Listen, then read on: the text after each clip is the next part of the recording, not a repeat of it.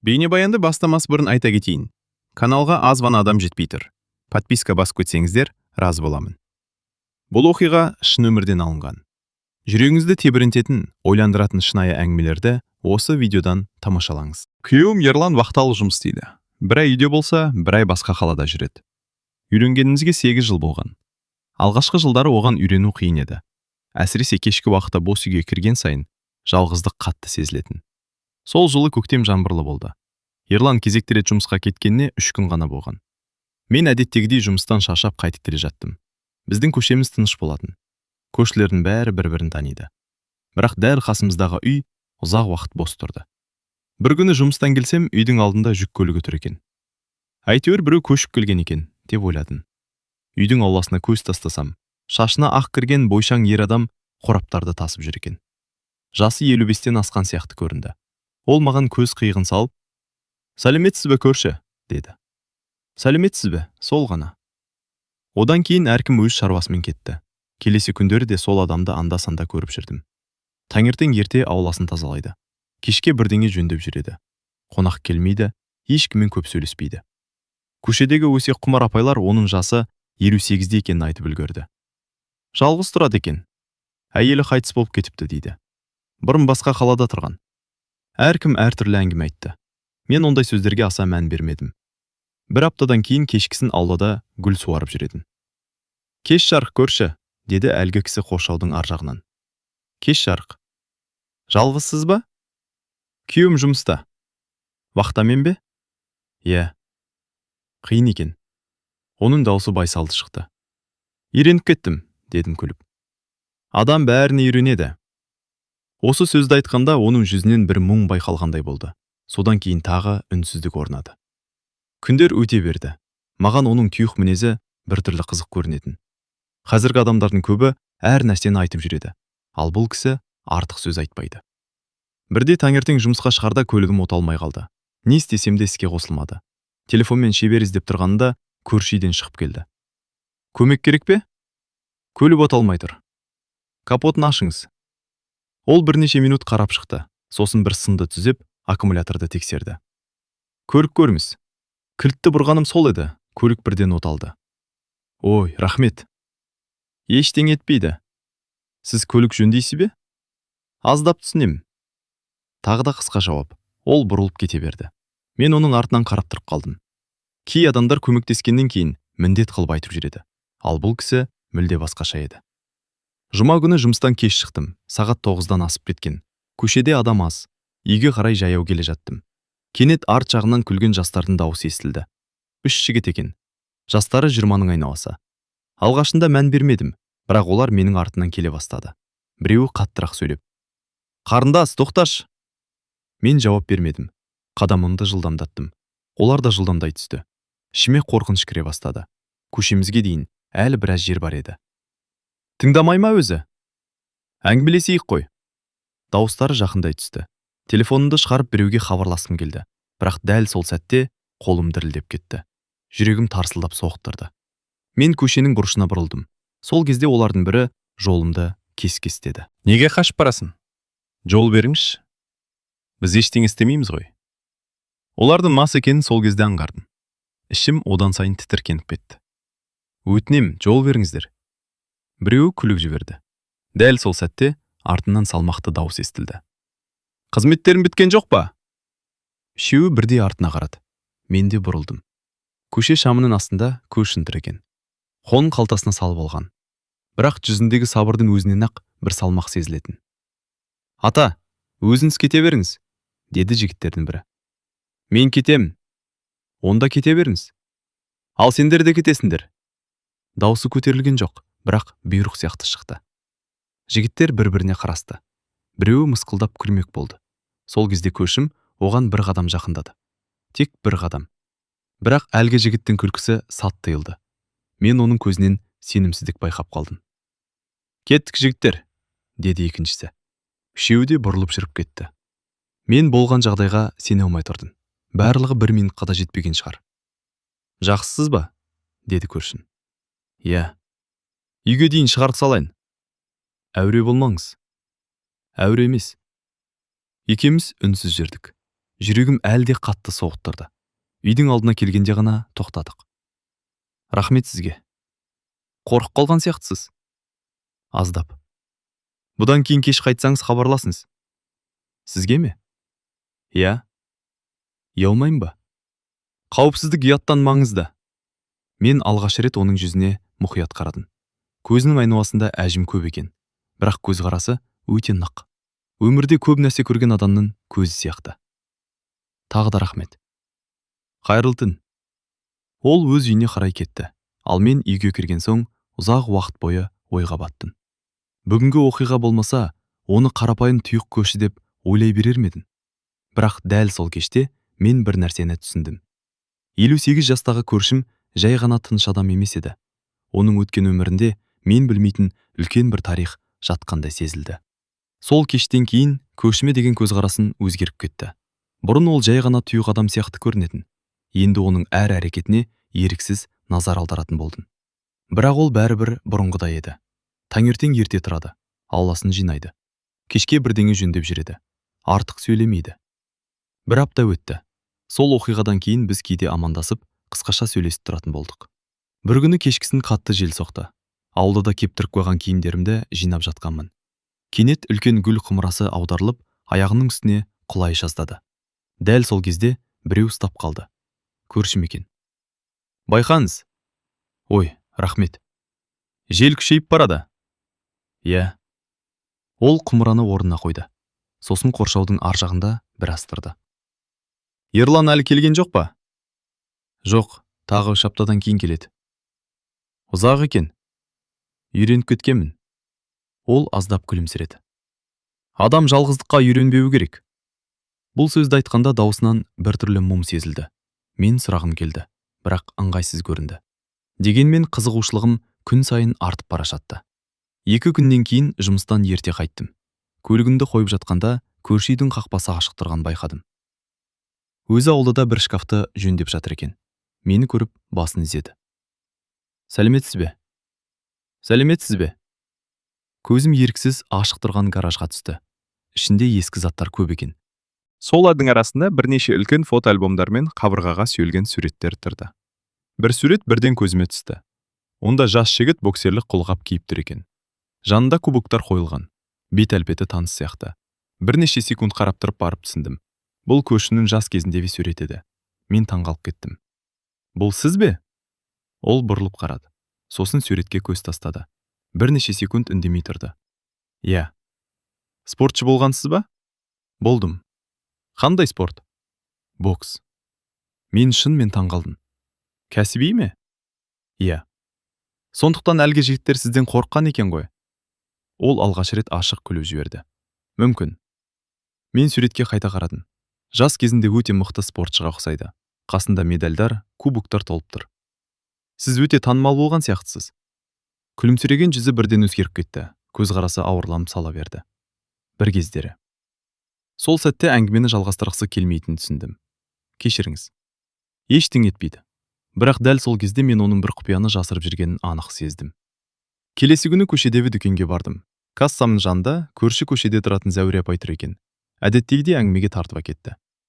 Қызым, жаңа көршіңмен сөйлесіп жүрсің бе? Аздап. Жақсы адам сияқты. Иә. Зәуре апай даусын бәсеңдетті. Оның өмірінде ауыр жағдай болған дейді. Қандай? Нақтысын білмеймін. Сонда да. Бір кезде бүкіл облыс танитын спортшы болыпты. Сосын кенет бәрін тастап кеткен. Неге? Ешкім білмейді. Бұл жауап менің қызығушылығымды одан сайын күшейтті. Сол күні кешке жаңбыр жауды. Түн ортасына қарай электр жарығы өшіп қалды. Бүкіл көше қараңғыға батты. Мен шам іздеп жүргенде есік қағылды. Ашсам, көршім тұр, қолында фонарь. Жақсысыз ба? Иә. Жалғыз екеніңіз есіме түсіп кетті. Рахмет. Егер көмек керек болса айтыңыз. Жақсы. Ол кетпек болғанда көзім фонардың жарығымен оның қолындағы ескі тыртықтарға түсті. Білегі түгел жара іздер екен. Бокстан қалған болуы мүмкін. Бірақ бір тыртық өзгеше көрінді. Өте терең. Мен байқамай сұрақ қойдым. Бұл қайдан қалған? Ол қолына қарады. Бірнеше секунд үнсіз қалды. Кейбір сұрақтардың жауабы ауыр болады. Сосын бұрылып кетті. Мен есіктің алдында ұзақ тұрдым. бір нәрсе анық еді. Бұл адамның өмірінде өте үлкен қайғы болған. Келесі сенбі күні күтпеген жағдай болды. Таңертең аулада гүлдерді суарып жүргенмін.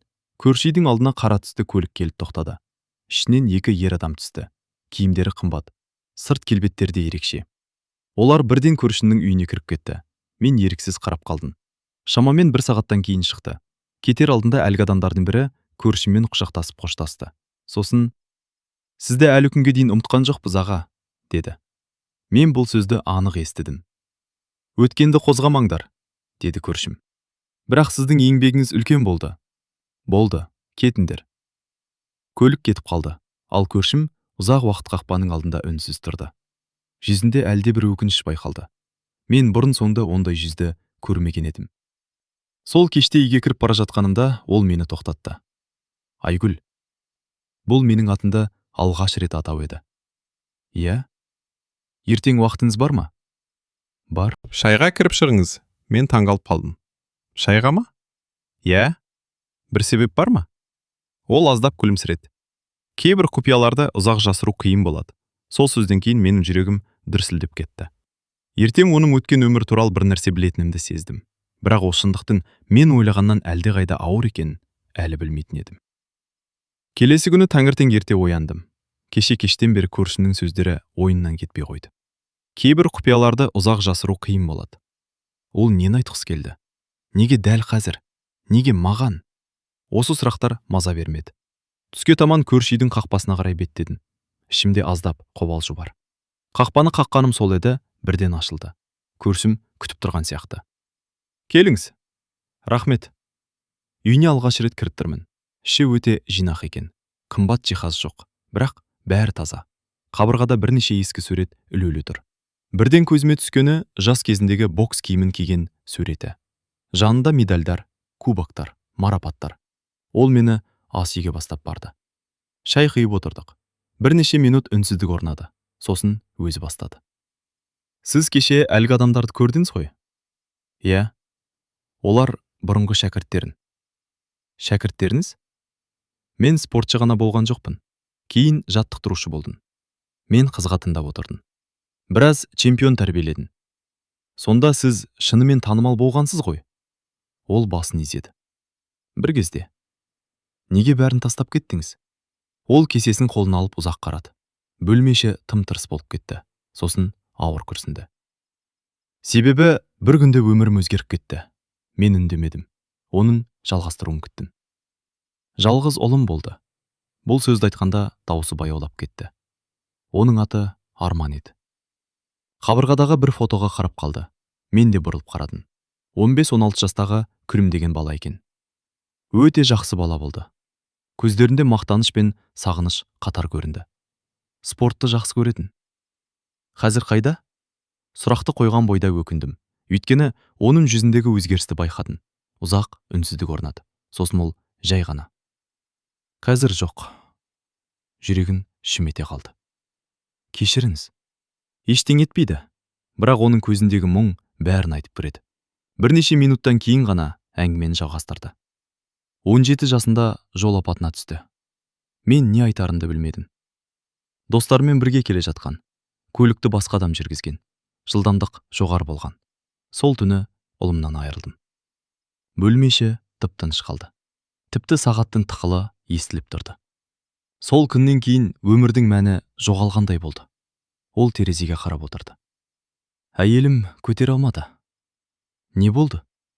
Ауыр сырқатқа шалдықты. 3 жылдан кейін ол да кетті. Менің жүрегім қысылып кетті. Осы уақытқа дейін сыртынан ғана көріп жүрген адамның осындай тағдыр кешкенін елестетпеппін. Содан кейін бәрін саттым. Спорт мектебінде ме? Барлығын. Неге? Әр бұрыш маған ұлымды еске салатын. Мен үнсіз тыңдап отырдым. Шай үстіндегі әңгіме аяқталған соң үйге қайттым. Бірақ сол күннен кейін көршіме мүлде басқа көзбен қарай бастадым. Оның тұйықтығының себебін енді түсіндім. Кейбір адамдар үндемейді. Өйткені айтар сөзі жоқ емес. Керісінше, жүрегінде тым ауыр естеліктер болады. Бір аптадан кейін менің өз басыма мәселе туды. Жұмыста үлкен тексеріс басталды. Мен бухгалтер болып істейтінмін. Бірнеше құжаттан сәйкессіздік табылды. Бастық қатты ашуланды. Бір апта ішінде бәрін дұрыстаңдар. Бүкіл бөлім авыр-савыр болып кетті. Ең қиыны, құжаттардың бір бөлігі жоғалып кеткен. Егер табылмаса, жауапкершілік маған жүктелуі мүмкін еді. Сол кеште үйге көңілсіз оралдым. Тіпті тамақ та ішкім келмеді. Ауылда отырып қалдым. Көршім байқап қойған екен. Бір нәрсе болып қалды ма? Жұмыста мәселе. Үлкен бе? Иә. Ол қасыма келіп отырды. Айтып көріңіз. Мен бәрін түсіндіріп бердім. Ол мұқият тыңдап шықты. Сосын күтпеген сұрақ қойды. Құжаттар қай кезеңде жоғалған? Өткен айдың соңында. Архивті кім жүргізеді? Бір қызметкер. Оның демалысқа шыққан тексердіңіз бе? Иә, шыққан. Қашан? Мен ойланып қалдым. Дәл сол уақытта. Ол бірден. Алдымен содан бастаңыз. Мен таң қалдым. Неге? Өйткені көп жағдайда мәселе құжатта емес, адамда болады. Келесі күні оның айтқан тексердім. Шынында да, құжаттарға жауапты қызметкер бірнеше файлды қате бөлімге жіберіп қойған екен. Бар мәселе сол болып шықты. 2 күндік іздеуден кейін жоғалған құжаттар табылды. Бастық та тынышталды. Ал мен үлкен қиындықтан құтылдым. Кешке үйге ерекше көңіл күймен келдім. Көршімді көрген бойда: "Сіз мені құтқарып қалдыңыз." Не болыпты? Құжаттар табылды. Ол жай ғана жымиып қойды. Жақсы екен. Сіз мұны қалай бірден түсіндіңіз? Өмір тәжірибесі. Жоқ, бұдан да көп нәрсе бар сияқты. Ол тағы да үнсіз қалды. Сосын: "Бұрын адамдарды басқардың." Қанша адамды? Кейде 100-ден астам. Мен тағы таң қалдым. Бұл адам туралы білген сайын жаңа қыры ашылып жатыр еді. Бірақ ең қызығы, әлі алда тұрғанын мен сол кезде мүлде білмедім. Себебі бірнеше күннен кейін оның үйіне түн ішінде полиция көлігі келетін еді. Көршімнің үйіне полиция көлігі келет деген ойдың өзі маған оғаш көрінетін. Себебі осы уақытқа дейін оны тек сабырлы, мәдениетті адам ретінде таныдым. Бірақ сол оқиға шынымен болды. Сәрсенбі күні түнгі сағат 11 шамасында ұйықтайын деп жатқанмын. Сырттан көлік дауысы естілді. Пердені сәл ысырып қарасам, көше бойында полиция көлігі тұр екен. Дәл көршінің үйінің алдында. Жүрегім бір түрлі болып кетті. 2 полиция қызметкері қақпаға кіріп бара жатты. Мен еріксіз бақылап тұрдым. 15 минуттай уақыт өтті. Сосын олар қайта шықты. Бірақ қызығы, ешқандай шу болған жоқ. Керісінше, көршім оларды қақпаға дейін шығарып салды. Тіпті қол алысып қоштасты. Полиция көлігі кетіп қалды. Ал мен түні бойы сол туралы ойландым. Келесі күні таңертең шыдай алмадым. Көршім аулада жүр екен. Қайырлы таң. Кешегі қонақтары полиция ме еді? Ол маған қарап күлімсіреді. Иә. Бірдеңе болды ма? Жоқ. Онда не үшін келді? Ол сәл ойланып тұрды. Кеңес сұрауға. Полиция сізден кеңес сұрай ма? Кейде. Мен тағы да таң қалдым. Сонда сіз кім болғансыз өзі? Ол күліп жіберді. Бір күні бәрін айтып берермін. Сіз туралы білген сайын сұрақ көбейіп барады. Бұл жаман емес. Ол әңгімені сол жерден тоқтатты. Бірақ қызығушылығым бұрынғыдан да арта түсті. Бірнеше күннен кейін күтпеген жағдай болды. Жұмыстан қайтып келе жатсам, үйдің алдында жедел жәрдем көлігі тұр екен. Қорқып кеттім. Жүгіріп бардым. Сөйтсем, көршінің үйінің алдында адамдар жиналып қалыпты. Жүрегім зу ете түсті. Не болды? Жанындағы әйел жауап берді. Көршіңіздің жағдайы нашарлап кетіпті. Мен бірден үйге қарай ұмтылдым. Дәрігерлер іште жүр екен. Шамамен жарты сағаттан кейін сыртқа шықты. Сол кезде ғана жеңіл тыныстадым. Көршін тірі, бірақ әлсіз көрінді. Кешке қарай есігін қақтым. Кіруге бола ма? Кіріңіз. Дауысы бұрынғыдан баяу шықты. Жағдайыңыз қалай? Жақсы. Дәрігер не деді? Қан қысымы көтерілген. Мен үнсіз отырдым. Осы адамды жоғалтып алғым келмейтінін алғаш рет сол кезде сездім. Соңғы айларда ол менің өмірімнің бір бөлігіне айналып кеткен еді. Сол кеште әңгімеміз ұзаққа созылды. Кеннет ол орнынан тұрып, ескі шкафтың тарпасын ашты. Ішінен сарғайған конверт шығарды. Үстінде бір ғана сөз жазылыпты. Арман. Ұлының аты. Ол конвертті қолында біраз ұстап отырды. Сосын маған қарады. Бұны ешкімге көрсеткен емеспін. Не бұл? Ұлымның соңғы хаты. Мен таңғалып қалдым. Соңғы хаты? Иә. Қайда жазған? Спорттық жарысқа кеткенде. Ол хатты жайлап ашты. Қағаз әбден ескірген екен. Оқып берейін бе? Егер қиын болмаса. Ол басын изеді. Бірнеше секунд үнсіз отырып қалды. Сосын оқи бастады. Даусы дірілдеп шықты. Хатта баласының әкесін мақтан тұтатыны жазылған екен. Әке, бір күні мен де сіз сияқты мықты адам болғым келеді. Осы жолға жеткенде көшім тоқтап қалды. Көзінен жас шықты. Мен алғаш рет оның жылағанын көрдім. Жүрегім ауырды. Өйткені кейбір жаралар жылдар өтсе де жазылмайды. Сол күннен кейін арадағы қарым-қатынас бұрынғыдан да жақындай түсті. Бірақ тағдыр тағы бір сынақ дайындап қойған еді. Бір апта өткен соң, кешкі уақытта үйге қайтып келе жатсам, көршімнің үйінің алдында бұрын көрмеген қара көлік тұр екен. Ішінен 2 ер адам түсті. Олардың түрі суық көрінді. Көршім сыртқа шықты. Үшеуі біраз сөйлесті. Әңгіме тыныш басталғанымен, кейін дауыс көтерілгенін байқадым. Мен алыстан бақылап тұрдым. Кенет әлгі адамдардың бірі: "Сіз бәрібір қол қоясыз", деп айқайлады. Көршінің жүзі бірден қатайып кетті. "Жоқ, онда мәселе туындайды. Қорқытып тұрсың ба?" "Ескертіп тұрмын." Бірнеше секунд үнсіздік орнады. Сосын олар көлікке отырып кетіп қалды. Мен қатты алаңдадым. Кешке қарай көршінің үйіне бардым. "Әлгі адамдар кім?" Ол ауыр күрсінді. "Өткен өмірден қалған мәселе." "Қандай мәселе?" "Әлі айтуға ерте." "Қауіпті ме?" Ол маған ұзақ қарап отырды. Сосын алғаш рет шын мәнінде алаңдаған дауыспен сөйледі. "Егер жақын күндері бірдеңе болып жатса, қорықпаңыз." "Нені айтып тұрсыз?" "Ештеңе." Бірақ оның көзқарасы мүлде басқа нәрсені айтып тұр еді. Сол түні мен ұзақ ұйықтай алмадым. Өйткені алғаш рет 58 жастағы көршімнің өткен өмірі тек қайғыдан ғана емес, әлде бір үлкен құпиядан да тұратынын сездім. Ал бұл құпияның беті өте жақын арада ашылатын еді. Көршінің үйіне келген әлгі 2 адамның сөзі ойымнан кетпеді. "Сіз бәрібір қол қоясыз." Олар неге қол қойдырмақ болды? Қандай құжат? Неге қорқытып сөйледі? Ал ең бастысы, неге көршім алғаш рет алаңдағандай көрінді? Осы сұрақтар жауапсыз қалды. 2 күннен кейін таңертең жұмысқа кетіп бара жатқанмын. Көршім аулада жалғыз отыр екен. Әдеттегідей емес. Бұрын ол әрдайым бірдеңемен айналысып жүретін. Ал бүгін үнсіз отыр. Қасына жақындадым. "Жағдайыңыз қалай?" "Жақсы." Бірақ даусы жақсы адамның даусы емес еді. "Әлгі адамдар тағы келді ме?" Ол маған қарады. Бірнеше секунд үнсіз қалды. Сосын: "Айгүл, кейде өткен өмірден қашып құтыла алмайсың." "Олар сізден не қалайды?" Ол ауыр күрсінді. "Бір жер телімі." "Жер ме?" "Иә." "Сонда соған бола қорқытып жүр ме?" "Жердің өзі емес." "Онда не?" "Оның астында тұрған нәрсе." Мен ештеңе түсінбедім. Сол күні кешке ол мені тағы шайға шақырды. Бұл жолы үйдегі атмосфера мүлде басқаша еді. Үстел үстінде қалың папкалар жатыр. Ескі құжаттар, суреттер, газет қиындылары. Ол бір папканы ашты. Ішінен ескі сурет шығарды. Суретте жас көршім бірнеше адаммен бірге тұр. Олардың артында балалар үйі бейнеленген. "Бұл не?" "Осыдан 25 жыл бұрынғы сурет." "Балалар үйі ме?" "Иә." Ол үнсіз қалды. Сосын әңгімені жалғастырды. "Ұлым қайтыс болғаннан кейін өмір сүргім келмеді. Бір күні балалар үйіне бардым." "Неге?" "Өзім де білмеймін. Сол жерде жетім балалармен таныстым." Ол қабырғаға қарап қалды. "Солар мені қайта өмірге қайтарды." Мен үнсіз тыңдап отырдым.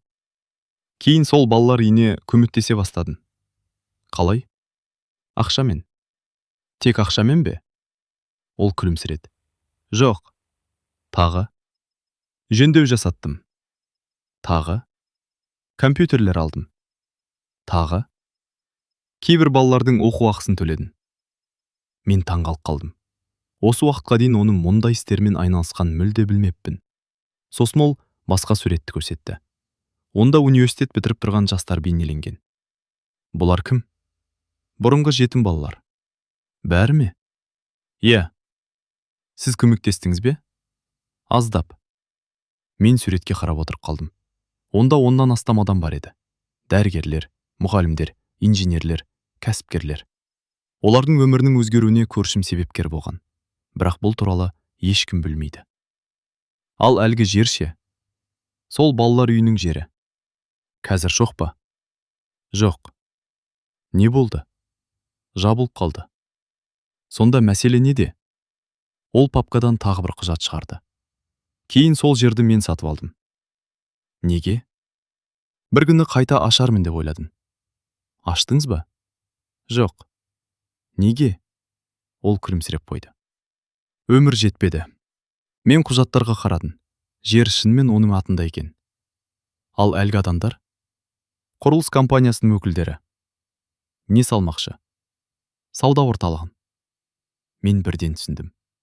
Ал сіз сатқыңыз келмейді? Жоқ. Сондықтан қысым жасап жүр ме? Иә. Сол сәтте есік қоңырау соғылды. Екеуміз бір-бірімізге қарадық. Қоңырау тағы соғылды. Көршім орнынан тұрды. Есікті ашты. Мен де дәлізге шықтым. Сыртта екі ер адам тұр екен. Сол бұрынғы адамдар. Олар мені көргенде таң қалды. Бірақ көп мән бермеді. Соңғы рет келдік. Жауабым өзгерген жоқ. Ойланыңыз. Ойланып болдым. Бұл сіз үшін жақсы аяқталмайды. Көршім сабырлы қалпын бұзбады. Есікті жабыңыздар. Өкінесіз. Қайырлы кеш. Ол есікті жапты. Үй іші үнсіз қалды. Бірақ мен оның жүзіне қарағанда алғаш рет шаршағанын байқадым. Дәл сол түні күтпеген оқиға болды. Түнгі 2 шамасында қатты дыбыстан оянып кеттім. Терезеге жүгіріп бардым. Көршінің ауласынан түтін шығып жатыр. Жүрегім тоқтап қала жаздады. Құдай-ай! Сыртқа жүгіріп шықтым. Ауладағы шағын қойма өртеніп жатыр екен. Көршім шлангпен су шашып жүр. Мен де көмектестім. Бірнеше минуттан кейін өрт сөндірушілер келді. Абырой болғанда жалын үлкен үйге жетпей өшірілді. Бірақ бәріміз бір нәрсені түсіндік. Бұл жай кездейсоқтық емес еді. Өйткені өрттің шығу себебі күмәнді болып шықты. Ал таңертең полиция келген кезде көршім маған қарап: "Енді бәрі басталды, Айгүл." Не басталды? Ол ауыр күрсінді. Мен 20 жыл бойы жасырып жүрген шындық. Сол сәтте мен оның өміріндегі ең үлкен құпия әлі ашылмағанын түсіндім. Қоймадағы өрттен кейін көшеміз бұрынғыдай тыныш болмады. Полиция бірнеше рет келді. Тексеру жүргізілді. Көршілер әртүрлі болжам айта бастады. Ал менің ойымнан бір ғана нәрсе кетпеді. Көршімнің сөзі. Енді бәрі басталды. Ол нені меңзеді? Қандай шындық? Неге 20 жыл бойы жасырып келді? Өрттен кейін 2 күн өткен соң Ерлан вахтадан күтпеген жерден оралды. Үйге кірген бойда мені құшақтап алды. Сағындым. Мен де. Кешке шай үстінде соңғы айларда болған оқиғалардың бәрін айтып бердім. Көрші туралды, өрт туралды, әлгі адамдар туралды. Ерлан үнсіз тыңдап отырды. Сосын кенет ойланып қалды. Оның аты кім еді? Нұржан аға. Толық аты кім? Мен айттым. Ерланның көзі үлкейіп кетті. Мүмкін емес. Не болды? Ол адамды мен бұрыннан білемін. Қалай? Өзім емес, әкем білетін. Мен таңғалып қалдым. Қайдан? Бала күнімде әкем бір адамды үнемі құрметпен айтып отыратын. Кімді? Нұржан ағайды. Жүрегім дүрсілдеп кетті. Сонда ол кім? Ерлан біраз үнсіз отырды. Сосын, бір кездері ол біздің қаладағы ең үлкен қайырымдылық қорын құрған адам болған. Мен аң-таң болып қалдым. Не? Бірақ ешқашан өз атын жарияламаған. Қалай сонда? Әкем айтатын. Көп адам көмектің қайдан келгенін білмеген. Мен бірден көршінің сөздерін есіме түсірдім. Балалар үйі, студенттердің оқу ақысы, қайырымдылық. Бәрі бір-бірімен байланыса бастады. Келесі күні біз екеуміз көршінің үйіне бардық. Ол аулада отыр екен. Ерланды көргенде таң қалды. Ассаламағалейкум. Уағалейкум ассалам. Бірнеше минут сөйлескеннен кейін Ерлан күтпеген сұрақ қойды. Сіз менің әкемді танитын ба едіңіз? Көршім оның әкесінің атын естігенде қатып қалды. Сосын баяу басын изеді. Танитынмын. Ол сіз туралы көп айтатын. Нұржан ағаның көзіне жас келді. Жақсы адам еді. Сол кезде мен олардың арасында біз білмейтін үлкен тарих бар екенін түсіндім. Әңгіме барысында күтпеген қонақтар келді. Бірақ бұл жолы бұрынғы адамдар емес еді. Үйдің алдына бірнеше көлік тоқтады. Ішінен әртүрлі жастағы адамдар түсе бастады. Бірі дәрігер, бірі мұғалім, бірі кәсіпкер, бірі полиция қызметкері, бірі адвокат. Мен ештеңе түсінбедім. Барлығы үйге қарай келе бастады. Кейбіреулердің қолында гүл бар, кейбіреулердің қолында сыйлық. Бұл не болып жатыр? Дедім сыбырлап. Көршім күрсініп жіберді. Мен шақырған жоқпын. Бірінші болып орта жастағы ер адам келді. Келген бойда Нұржан ағаны құшақтап алды. Аға, біз бәрін білдік. Нені? өрт туралы. Сосын артына бұрылды. Егер сіз болмағанда мен университетке түспес едім. Артынша бір әйел келді. Мен де. Тағы бір адам келді. Мен де. Тағы біреу. Мен де. Мен не болып жатқанын енді түсіне бастадым. Бұл адамдардың барлығы кезінде оның көмегін көрген жандар еді. Бір сағаттың ішінде аула адамға толып кетті. Сол кезде бір егде әйел сөз алды. Біздің бәріміздің өмірімізге әсер еткен адам біреу болса, ол осы кісі. Адамдар қол соқты. Ал Нұржан аға басын төмен түсіріп отырды. Ұялғандай.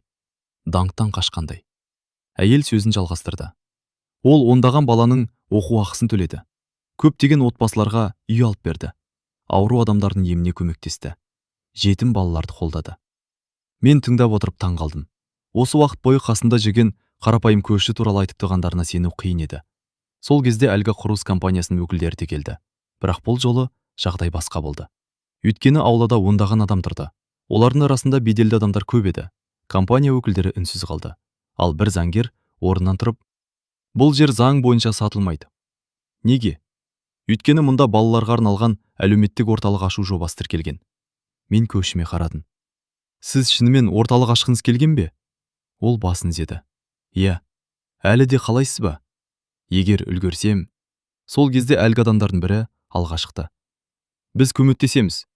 Мен де. Бір сәтте ондаған адам қолдау білдірді. Нұржан ағаның көзіне жас келді. Күн батып бара жатқан. Ауладағы адамдар біртіндеп тарай бастады. Мен қасында отырдым. Неде бәрін құпия ұстадыңыз? Ол ұзақ үнсіз қалды. Сосын жай ғана жауап берді. Жақсылықтың жарнамасы болмау керек. Мен ештеңе айта алмадым. Адамдар мені спортшы деп білді. Кейбірі жаттықтырушы деп білді. Бірақ ең маңыздысы ол емес. Онда не? Ол аспанға қарады. Ұлым қайтыс болған күні өмірімнің мәні жоғалды деп ойладым. Бірақ кейін басқа балаларды көрдім. Солар маған қайта өмір сүруді үйретті. Көзіме жас келді. Сол оқиғадан кейін бірнеше ай өтті. Нұржан ағаның жерінде жаңа орталықтың құрылысы басталды. Қаржыны бұрын көмектескен адамдар жинады. Көпшілігі өз еркімен атсалысты. Ал Нұржан аға күн сайын құрылысқа келіп тұрды. Бір күні орталықтың ашылу рәсімінде сөз сөйлеуді сұрады. Ол қысқа ғана сөйледі. Мен ешкімнен артық емеспін. Тек кезінде біреу маған көмектескен. Кейін сол жақсылықты әр қарай жалғастыруға тырыстым. Сол безде мен оның қасына қарап тұрып, алғаш рет әңгіменің атауын толық түсіндім. Иә, күйеуім жұмыста болғанда 58 жастағы көршім мені шынымен қатты таңғалдырған еді. Бірақ оның таңғалдырғаны күшімен де, өткен атағымен де емес. Ол мені адамдық қасиетімен таңғалдырды. Және кейде ең үлкен батырлар көзге түспей өмір сүретінін дәлелдеді. Соңы.